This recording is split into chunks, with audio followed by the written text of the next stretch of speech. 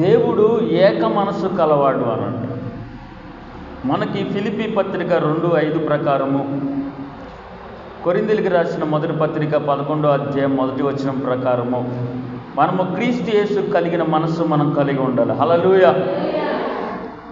ఆదికాండం 1వ అధ్యాయం 26వ వచనంలో ఆయన పోలిక మనందరము కూడా, ఆయన స్వరూపం మనందరము కూడా, ఆయన ఏదైతే చేస్తాడు. అందుకే యేసుక్రీస్తు ప్రభువారు ఈ లోకానికి వచ్చినప్పుడు ఆయన బాప్తిసం పొందాడు. ఆయన ఎందుకు బాప్తిసం పొందాడు?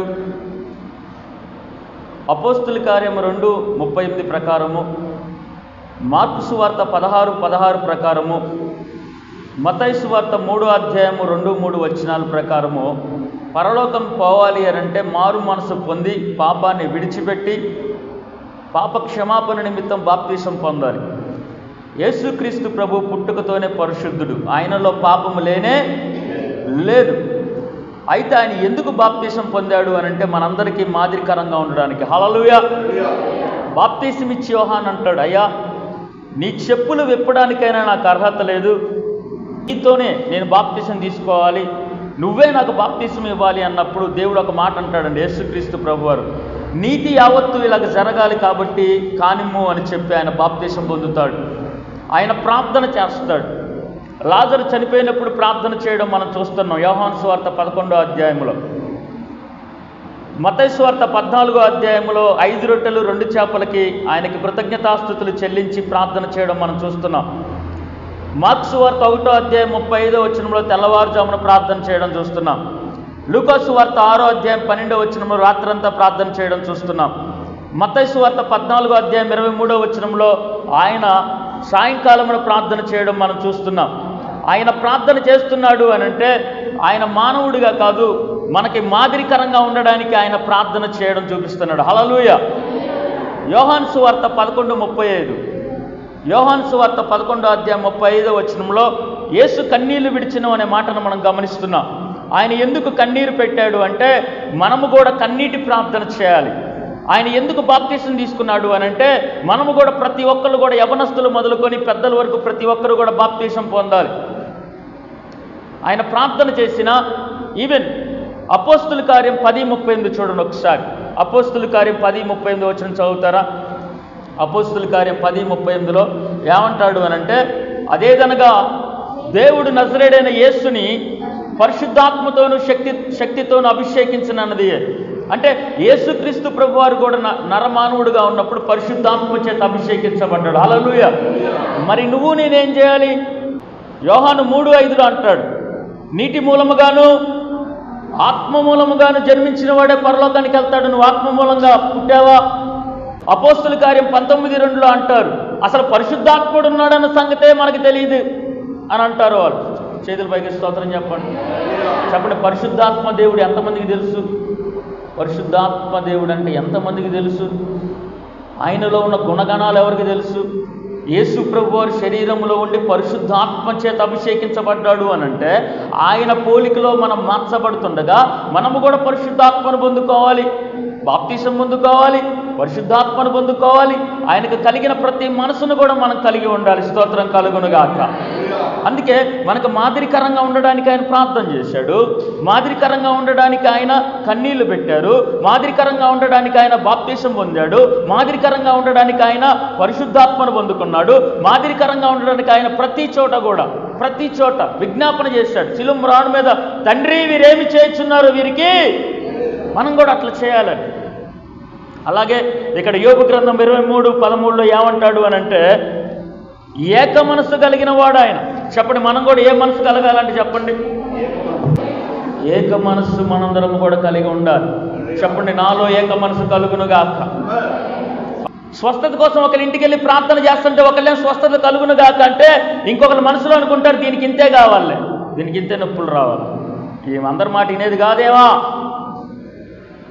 ఒకే చోట మనం ఉంటున్నాము కానీ ఒకళ్ళ మనసు ఒకలాగా ఉంటుంది. అది మందిరము గురించి అయినా, స్వస్థత గురించి అయినా, గర్భఫలం కలుగునుగాక అంటే మనసులో కడుపులో ఒకటి పెట్టుకుని బయటికి ఒకరు ప్రార్థన చేస్తారు ఏక మనసు లేకుండా. కానీ దేవుడు ఏక మనసు కలిగి ఉన్నాడు. స్తోత్రం కలుగునుగాక. ఒక ఇంట్లో వివాహం జరగాలనంటే వాళ్ళకి జరగకూడదు అనుకునే మనసు కొంతమందికి ఉంటుంది. ఒక కుటుంబం విడిపోయి కలవాలని ప్రార్థన చేస్తుంటే కొంతమందికి వాళ్ళకి అలాగే కావాలనే మనసు ఉంటుంది. పంట పొలాలు బాగుండాలని ప్రార్థన చేస్తుంటే వాళ్ళు పంటలు పండకూడదనే మనసు కొంతమందికి ఉంటుంది. అందుకే సంఘానికి వచ్చిన మనందరము కూడా యేసుక్రీస్తు ప్రభువారు ఏక మనసు కలిగి ఉన్నారంట. తండ్రి చెప్పండి, తండ్రి, కుమార, పరిశుద్ధాత్మ, ఈ ముగ్గురు కూడా వీళ్ళ ఆలోచన ఎప్పుడు కూడా ఒకే రీతిగా ఉంటుంది. మనము కూడా సంఘంలో ఉన్నప్పుడు చదవండి, ఒక మాట చూపిస్తాం మీకు. మత్తయి సువార్త 18వ అధ్యాయం 19వ వచనం చదవండి. ఏక మనస్సుతో మనం ప్రార్థన చేస్తున్నప్పుడే కార్యం జరిగిద్ది. ఇంట్లో ఇద్దరు భార్యాభర్తలు కలిసి ప్రార్థన చేస్తారా? చెయ్యలేరు. ఇద్దరు ప్రార్థనా పరులే, కానీ ఏనాడైనా చేతులు పట్టుకొని ప్రార్థన చేశారా? భార్య ఎదురు తిరిగిద్ది భర్తకి, భర్త కూడా ఏదో ఒక మాట అనగా నలిగి వెళ్ళిపోతూ ఉంటారు. కారణం ఏంటంటే ఏక మనసుంటే కార్యం జరిగిద్ది. అందుకే కుటుంబంలో ఒకళ్ళు వస్తారు, ఒకళ్ళు రారు. సైతాన్ గడు పొద్దున్నే గొడవ పెట్టిద్ది మందిరానికి రాకుండా. రెండు చేతుల పైకి స్తోత్రం చెప్పండి. ఏక మనసు కలిగి ఉన్నప్పుడు కార్యాలు జరుగుతాయి.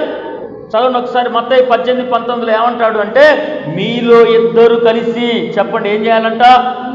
ఇద్దరు కలిసి ఏకీభవించినప్పుడు పరలోకమందున్న తండ్రి నుంచి మీకు అనుగ్రహించబడుతుంది. స్తోత్రం కలుగునగా. ఒకళ్ళేమో అప్పుల బాధలు పోవాలని ఆశ ఉంటుంది, ఇంకోళ్ళు మనసులో అనుకుంటారు వీళ్ళకి ఇక వడ్డీలు కడుతూనే ఉండాలి, వీళ్ళ బతుకు అప్పులు తీరవు, ఇంకా వీళ్ళ బ్రతుకు ఎప్పుడు ఇంతే ఉంటుందని ఒక మనసులో అనుకుంటారు. కుటుంబంలో భార్యకి భర్తకి మధ్య ఇద్దరు కలిసి ఏక మనసుతో ప్రార్థన చేయలేని పరిస్థితి. అది నాకైనా నీకైనా అందరికీ దేవుడు మాట్లాడుతూ ఉన్నాడు. ఏంటి అని అంటే, ఏక మనస్సు దేవుడు కలిగి ఉన్నాడు, మనము కూడా ఏక మనసు కలిగి ఉండాలి. ఆమేన్, హల్లెలూయా. చెప్పండి ఏక మనసు అన్నాడు. ఒకసారి అపోస్తలుల కార్యం 1:14 తీయండి. చూడండి, సుమారు 120 మంది, చెప్పండి ఎంతమంది అంటే మేడగదిలోకి 120 మంది మేడగదిలోకి వెళ్ళి ఒకే మనసుతో ప్రార్థన చేశారంట. హల్లెలూయా. ఆరాధన చేయండి అమ్మ అంటే ఒక మనసు ఉండదు. ఒక ఆమె సప్పట్లు కొట్టదు, ఒక ఆమె మీరే వాక్యం చెప్పేటప్పుడే ఎట్లా కళ్ళు మూసుకుంటారు, ఆరాధన జరిగేటప్పుడే కళ్ళు తెరుస్తారు. ఆరాధన చేసేటప్పుడు కళ్ళు మూసుకుని ఆయన సన్నిధిని అనుభవించాలి.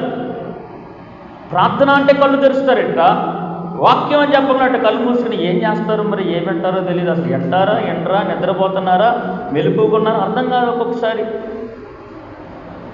ఏక మనసు ఉండట్లేదు. వాక్యం వినేటప్పుడు ఏక మనసు ఉండట్లేదు. ప్రార్థన చేసేటప్పుడు ఏక మనసు ఉండట్లేదు. స్తోత్రం చెప్పడం చేతులు పైకెత్తి. సగం మంది చెప్పారు, సగం మంది చెప్పలేదు. ఏం లేదు వీళ్ళకి. గట్టిగా చప్పట్లు కొట్టండి ఒకసారి. చూసారా, పక్కన చూడండి ఎట్లా చప్పటి చప్పట్లు కొడుతుంది. కొంతమంది కొట్టట్లా చప్పట్లో. సైతాన్ అబ్బా వేస్తున్నాము. రెండు చేతులు పైకి బిగ్గరగా. ఏక మనసు లేదు. ఒకరు కొడతారు, ఒకరు కొట్టరు. ఒకరు హల్లెలూయా అంటారు, ఒకరు హల్లెలూయా అంటారు. ఒకరు ప్రార్థనలు ఏకీపిస్తారు, ఒకరు ప్రార్థనలు ఏకీపించరు. కార్యము జరుగును కాకంటే ఆమేన్ అంటారు,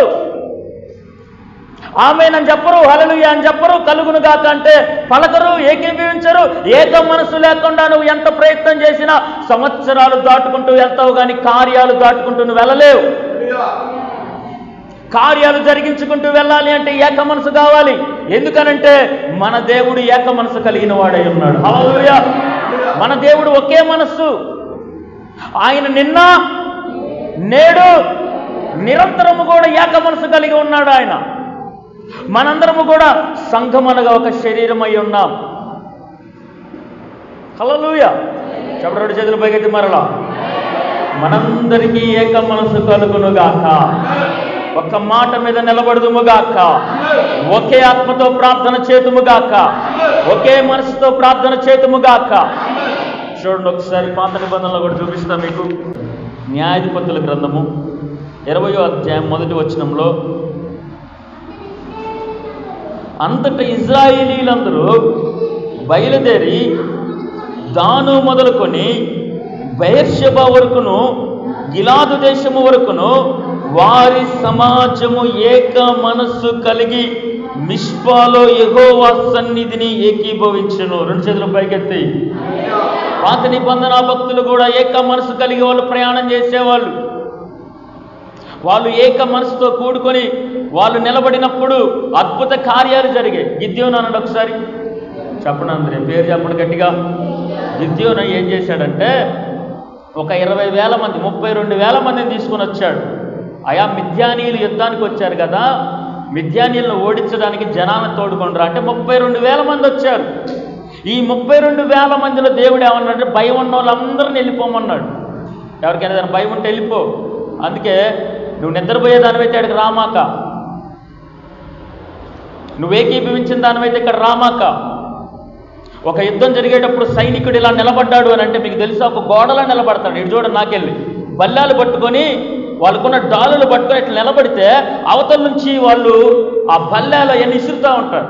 అప్పుడు వాళ్ళు ఇలా పట్టుకొని ఇలా నిలబడితే ఆ గోడలాగా వాళ్ళు ఉంటారు. ఆ వెనక్కి ఏమీ కూడా వెళ్లకుండా వాళ్ళు కాపలాగా ఉంటారు. ఇలా పట్టుకున్న వాళ్ళు ఎవరైనా బలహీనులు ఉన్నారనుకోండి, ఆ గోడంతా కూడా కూలిపోతుంది. ఇప్పుడు ఈ గోడ ఉంది కదా, ఇక్కడ ఒక ఇటుక పగిలింది అనుకోండి, దాంతోపాటు అన్నీ కూడా పగులుకుంటూ వెళ్ళిపోతుంది. ఇక్కడ కింద పునాదులు వేసాం కదా, ఒక్క పునాది పడిపోయినా, ఒక్క పిల్లర్ పడిపోయినా అవన్నీ కూడా ఆగిపోతాయి. హల్లెలూయా. ఒకదానికి లింక్ అయి ఉంటుంది. అట్లే మనందరము కూడా ప్రార్థన చేసేటప్పుడు అందుకే దేవుడు ఏమన్నాడంటే, పనికొచ్చే తీగల్లోంచి పనికి రాని తీగల్ని వేరి పారేస్తా అన్నాడు దేవుడు. నువ్వు ప్రార్థనకు వచ్చినప్పుడు ఏక మనసు లేకపోతే నీ వల్ల నష్టమే కానీ లాభం లేదు. గిద్యోను దగ్గర యుద్ధానికి వచ్చినప్పుడు 32,000 మంది ఉన్నారు. దేవుడు అంటే వెళ్ళిపోండి అంటే సగం మంది వెళ్ళిపోయారు వాళ్ళు, ఇంకా చాలా మంది మిగిలారు. అప్పుడు దేవుడు అంటాడు, ఈ నీళ్లు తాగండి. చెప్పండి ఏం చేయమన్నాడు, నీళ్లు తాగండి అంటే కుక్క గతికినట్టు కొంతమంది గతికారు, అలా కిందకు వంగని నోటితో తాగేవాళ్ళు ఒక రకంగా ఉన్నారు. అంటే యుద్ధానికి సిద్ధపాటు కొంతమంది కలిగి ఉన్నారు, కొంతమంది ఏదైతే అదేందో చెప్పి తలకే దాంట్లో పెట్టి ఎవడని వచ్చి చంపినా అలాగా ఏమరపాటుగా. 2 చేతుల పైకి స్తోత్రం చెప్పండి. వీళ్ళలోని వ్యత్యాసం ఉన్నది. 300 మంది ఏమో ఒక కనుసైగ వాళ్ళు యుద్ధం మీద పెట్టారు, ఒక పక్క మంచినీళ్ళు తాగుతూనే ఉన్నారు, ఒక పక్క వాళ్ళ దృష్టి యుద్ధం మీద ఉన్నది. ఐక్యత లేదు వాళ్ళల్లో. మిగతా వాళ్ళందరిని పంపించి ఐక్యత కలిగిన 300 మందిని తీసుకుని వచ్చాడు దేవుడు. స్తోత్రం కలుగునుగాక. ఒక దివిటి తీసుకొండ్రా, ఒక బోర తీసుకొండ్రా, ఒక కుండ తీసుకొండ్రా అంటే 300 మంది ఏక మనసుతో అక్కడ ఉన్నప్పుడు మిథ్యానీయులందరూ కూడా ఓడిపోయారు. స్తోత్రం కలుగునుగాక. ఈరోజు నువ్వు కూడా ఆమేనంటే ఆమేన్ అనేటట్టుండు, హల్లెలూయా అంటే హల్లెలూయా అని పలికేటట్టుండు, ఏక స్వరముతో ఆరాధన చేసేటట్టుండండి. ఒకరి కోసం మనం ప్రార్థన చేస్తే కలిసి కట్టుగా యుద్ధము చేయుదుముగా. స్తోత్రం కలుగునుగా. ఆఖరికి నీ కుటుంబం కోసం ప్రార్థన చేస్తున్న మిగతా వాళ్ళందరూ ఏకీభవించరు. నీ కోసం నువ్వు అందరం కలిసి ప్రార్థన చేస్తుంటే అందరు నిద్రపోతున్నారు అనుకో, నీకు ఎట్లా కార్యం జరిగింది? సంఘం అంతా చదవండి ఒకసారి, మత్తయి సువార్త 16:18 చదవండి ఒకసారి. మత్తయి సువార్త 16:18లో సంఘము ఎదుట పాతాళలోక శక్తులు నిలబడలేవని దేవుడు అన్నాడు. సంఘం అంటే ఎవరు చెప్పండి, నేనే అన్నాడు ఒకసారి చెప్పండి గట్టిగా. 2 చేతులు పైకి ఎత్తే పాతాళం అన్నాడు ఒకసారి. పాతాళం అంటే ఏందనుకున్నారు? బస్సులు గాలిపోతున్నాయా? భూకంపాలు కలుగుతున్నాయా? ఎక్కడుంటే అక్కడికి మరణం ఎత్తుకుంటూ వస్తుందా? చదవండి ఒకసారి యెషయా గ్రంథం 5:14 చదవండి ఒకసారి. యెషయా గ్రంథం 5:14 పాతాళం అపరిమితముగా నోరు తెరిచి గనులేమి, అల్పులేమి, ధనవంతులేమి, బలవంతులేమి, చిన్నవారేమి, పెద్దవారేమి అందరినీ కూడా మింగుదామని చెప్పి అది అపరిమితముగా అన్లిమిటెడ్గా నోరు తెరిచిందంట. అన్లిమిటెడ్ బిర్యానీ తెలుసా మీకు? తిన్నంత బిర్యానీ 100 రూపాయలకు మధురలో పెడుతున్నారు. ఎప్పుడైనా మధుర వస్తే నాకు ఫోన్ చేయండి, అడ్రస్ చెప్తా. 100 నువ్వు తిన్నంత కడుపు నిండా గుక్కుతారు లోన. అట్ట తెరిచిందంట అది. పట్టినంత మందిని తినడానికి పాతాళము నోరు తెరుచుకొని చూస్తుందంటే యెషయా గ్రంథం 5:14 అంటాడు, ఈ బస్సులు తగలబడుతున్నాయంటే పాతాళం నోరు తెరిచింది. యవనస్తులు ఆత్మహత్యలు చేసుకున్నారంటే పాతాళం నోరు తెరిచింది.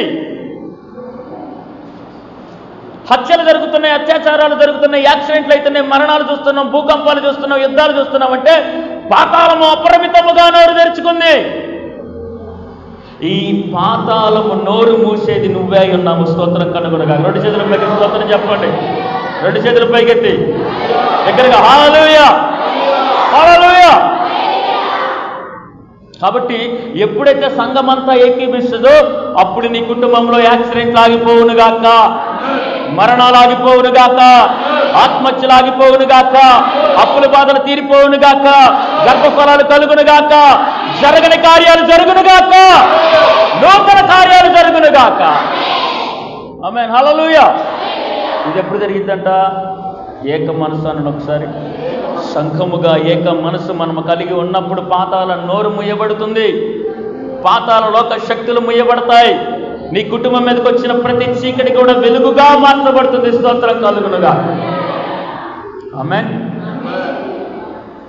కాబట్టి మనం దేవుణ్ణి అడుగుడి ఇవ్వబడినానని ఒకసారి ఏమడగాలి చెప్పండి? ఇప్పుడు ఏక మనసు నాలో దయచే దేవాన్ని ఒకసారి. ఏక మనసు నాలో దయచే. తల్లికి కూతురు కలిసి ప్రార్థన చేయగలుగుతున్నారా? తల్లి కూతురు, భార్య భర్త. హల్లెలూయా. ఏక మనసు కలుగునుగాక, వినయ మనసు కలుగునుగాక, దీన మనసు కలుగునుగాక, విధేయత కలిగిన మనసు కలుగునుగాక, ఏక మనసు కలుగునుగాక, నాలో కలుగునుగాక. చెప్పండి, నాలో కలుగునుగాక, నాలో కలుగునుగాక. యేసయ్య నాలో ఏక మనసును దయచేయి, నాలో ఏక మనసును దయచేయి, నాలో ఏక మనసును దయచేయి. అలా ఎప్పుడైతే ఒక కుటుంబం కోసం మనం ప్రార్థన చేస్తున్నప్పుడు 21 రోజులు కాదు, ఒక్క రోజులోనూ ప్రార్థన చేస్తే కార్యాలను చూడగలుగుతాం. ఆమేన్. బైబిల్లో ఒక మాట ఉంటుందండి, ప్రసంగి గ్రంథము 4వ అధ్యాయం, క్షమించాలి 4వ అధ్యాయం 12వ వచనం. ఒంటరి యొక్కని మీద మరి ఒకడు పడిన యెడల, చెప్పండి, ఒకడు మీదకొస్తే ఇద్దరు కలిసి కొడతారంట. చెప్పండి, చివరికి ఏమంటారంటే 3 పేటల తాడు. చెప్పండి గట్టిగా, 3 పేటల తాడు తెగదు. అందుకే నువ్వు ప్రార్థన చేసేటప్పుడు ఎవరు ఉండాలా? నీ ఇంట్లో అర్చలు ఉండేటప్పుడు జనాలు పోగేస్తాం, రా రా అర్చలేద్దాం, రా కారపోసేద్దాం, రా. నేను ఏట్లో దూకుతున్నా, నువ్వు వస్తావా? ఆకృతికి వెళ్ళి ఆడ నుంచి ఆకృతి కాను చేట్లో దూకుతున్నా, వస్తాం. బస్సు ఎక్కిపోతారు, ఆటో ఎక్కిపోతారు, ఏకంగా పోతారు, నవ్వుకుంటూ షాపింగ్లు చేస్తారు. అప్పుడు నడువులు నొప్పి రాదు, అప్పుడు అలసట రాదు, అప్పుడు అన్నం లేకపోయినా పర్లేదు, మంచినీళ్ళు లేకపోయినా పర్లేదు. ఎన్ని గంటలైనా సరే ఏక మనసుతో షాపింగ్లు చేయవారులారా, ఏక మనసుతో ఆరాధన చేదురుగాక. అంటే నీ ఇంట్లో వంటలు చేసుకోవడానికి, బొచ్చలు కడగడానికి, అరిసెలు చేసుకోవడానికి అందరిని పోగేస్తున్నావు కదా, నీ కుటుంబం కోసం ప్రార్థన చేసేటప్పుడు కూడా పోగేసుకో. ఎందుకంటే 3 పేటల తాడు త్వరగా. అందుకే ఒకే మనసు, ఒకలాగా ఒకళ్ళు ఇంకొకలాగా చేస్తున్నప్పుడు 2 పాటలు. ఒక ఆయన అంటున్నాడు, అయ్యా నా పంట పొలాలు బండాలయ్యా, వర్షం పడాలని ఒక పక్క ప్రార్థన చేస్తూ ఉన్నారు రైతులు. ఇంకొకరు బండ్లు పోయేవాడు, అయ్యా వర్షం పడుతుంది, వర్షం ఆపయ్యా, నేను ఇంటికి పోవాలి. ఏలియా ప్రార్థన చేస్తే 3.5 సంవత్సరాలు వర్షము. మీటింగ్ పెట్టుకున్న అయ్యగారు ప్రార్థన చేస్తాడు, యేసు నామములో వర్షం ఆగిపోవునుగాక. పాప రైతులు ఏం చేస్తున్నారు ప్రార్థన? వీడు అయ్యగారు ఏం చేస్తుండు? మీటింగ్ జరగాలి యేసు నామములో. ఈలోపు ఏమో బట్టలన్నీ దండాల మీద వేసి వర్షం ఆగిపోయిస్తున్నాము. చెప్పి ఏమంటది? బట్టలు ఆయన తడవకూడదు, యేసు నామములో వర్షం ఆగిపోవునుగాక. వాడేమో పొలాల విత్తనాలన్నీ వేసి పైకి చూస్తుంటాడు, వర్షం పడితే బాగుండు అని. ఏక మనసు అన్నాడు ఒకసారి. ఏక మనసు లేదు. దేవుడేమో వర్షం పడకుండా ఈ భూమిని శపించి, నరులందరినీ కూడా శపించి ఈ భూమి పండకుండా చేస్తుంటే మన నోటితో వర్షం పడేలాగా చేయాలి. కానీ చాలామంది చిన్న చిన్న ప్రయాణాల కోసం, చిన్న చిన్న మీటింగుల కోసం, ఆ దండం మీద బట్టల కోసం వర్షాన్ని ఆపుతా ఉన్నారు, ఎండను తీసుకొస్తా ఉన్నారు బయటికి. స్తోత్రం కలుగునుగాక. ఏక మనసు లేదు చాలా మందిలో. ఒకే అయ్యగారం, ఈ ఊరు రక్షించబడాలని నేను ప్రార్థన చేస్తా, ఇంకొక అయ్యగారు చేస్తాడు, ఈ ఊరిలోనే అందరూ చేస్తారు, కానీ ఎదురెదిరిపోతే మాట్లాడుకోం. నాకు అయ్యగారికి పడదు, అయ్యగారు ఈ అయ్యగారు మాట్లాడుకోరు, ఈ సంఘం వాళ్ళు ఆ సంఘం వాళ్ళతో మాట్లాడుకోరు, కానీ మాత్రం మేమంతా క్రీస్తు బిడ్డలం. ఏక మనసు లేదు. చెప్పండి, మనలో ఏక మనసు కలుగునుగాక. ఏ సేవకునైనా నేను ప్రేమించగలగాలి. నేను ఇక్కడ సేవకులను ద్వేషించుకుంటూ పైకి పోయిన తర్వాత యేసయ్య అంటే నువ్వెవరో తెలియదులయ్యా, పో అన్నాడు అనుకోండి, ఇక నా పని అవుట్. నువ్వు మందిరానికి వస్తూ బైబిల్ పట్టుకొని వేరే సంఘం అయిపోతే, ఈ సంఘం వాళ్ళు ఏంది అది చేస్తున్నారంటగా, ఈ సంఘంలో వాళ్ళ సంఘానికి మన సంఘానికి పోటీ ఏంది? వాళ్ళు క్రీస్తు బిడ్డలే, మనం క్రీస్తు బిడ్డలమే. ఈ విషయం మనస్కరించినప్పుడు పరలోకంలో అత్యున్నతమైన సింహాసనం అని మనం కలిగి ఉంటాం. ఆమేన్, హల్లెలూయా. నాకు ఎప్పుడైనా ఏదైనా మందిరం మంచిగా డెకరేషన్ చేసినప్పుడు, ఎక్కడైనా మీటింగ్లు జరుగుతున్నప్పుడు పోతా ఉంటా. ఏ అయ్యగారైనా పోతా. చెప్పండి స్తోత్రం, చెప్పండి 2 చేతులు పైకి బిగ్గరగా. వేరే అయ్యగారు సంఘానికి నేను వెళ్తే అయ్యగారు ఒప్పుకోరు. నా సంఘానికి ఇంకోళ్ళు ఎవరైనా వస్తే ఏక మనసు లేదు. సేవకుల్లో నాలాంటి సేవకుడిలో ఏక మనసు లేకపోతే ఎలాగ కార్యాలను నేను చూడగలుగుతా? వేరే సేవకుడు ఇక్కడికి వచ్చి ప్రార్థన చేస్తున్నప్పుడు చేయించుకోని నేను చెప్పగలగాలి. వేరే సేవకుల వాక్యాలు వినండి అని నేను చెప్పగలగాలి. మంచి దైవజనులు మంచి వాక్యాన్ని అందిస్తుంటే వినండి. హల్లెలూయా. అభిషక్తులైన దైవజనులు ఖమ్మం వచ్చినా, విజయవాడ వచ్చినా, ఎక్కడికి వెళ్ళినా వాక్యం కోసం మీరు వెళ్ళండి. నేర్చుకోవడం కోసం మీరు వెళ్ళండి. పరలోకం చేరడం కోసం మీరు వెళ్ళండి. వినండి. హల్లెలూయా. చెప్పండి ఏక మనసు అనండి ఒకసారి. ఏక మనసు కావాలి. నాకు ఏక మనసు కావాలి. మనందరికీ కూడా వేరే సంఘమాలను చూస్తుంటే వాళ్ళలో పోటీతత్వం కనపడకూడదు, శత్రుత్వం కనపడకూడదు. నువ్వు అలా శత్రుత్వం పట్టుకొని నా కొడుకు మారాలి, నా కుటుంబం మారాలంటే కష్టమవుతుంది మార్గము. యేసు నామములో ఇక్కడ ఏక మనసు కలుగునుగాక. చెప్పండి మందిరములో మనందరి మధ్య ఏక మనసు కలుగునుగాక. బయట కూడా మనందరికీ ఏక మనసు కలుగునుగాక.